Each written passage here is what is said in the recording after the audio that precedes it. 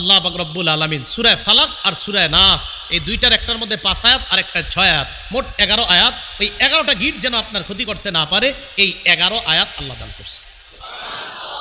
এই জন্য প্রতিদিন ফালাক আর নাস মিস করবেন না।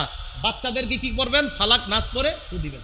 ছোট বাচ্চাদেরকে ফালাক নাস সূরা ইখলাস এগুলা পরে কি করবেন? ফু দিবেন প্রতিদিন। কথাগুলা কি বুঝে আসছে সবার? তাহলে জাদু এটা হলো হারাম, জাদু আমরা কাউকে করব না, কেউ আমাদেরকে যেন জাদু করতে না পারে। আল্লাহ পাক রব্বুল আলামিন আমাদের সকলকে একটু মন দিয়ে যে বিষয়গুলো বুঝলাম, জিবরিল, মিকাইল, ইসরাফিল, রসুল, যত আসমানি কিতাব আছে সব আমরা বিশ্বাস করি। আল্লাহ পাক রব্বুল আলামিন বলেছেন জিবরাইলের শত্রু তারা যারা আল্লাহর শত্রু, যারা মিকাইলের শত্রু, যারা ইসরাফিলের শত্রু। আর আল্লাহ বলেন জিবরাইলের শত্রু ইহুদিরা, তারা জিবরাইলকে শত্রু মনে করে। আল্লাহ পাক রব্বুল আলামিন আরো বলছে ওয়াদা ভঙ্গ করা ইহুদিদের স্বভাব, আমরা কখনো ওয়াদা ভঙ্গ করব না।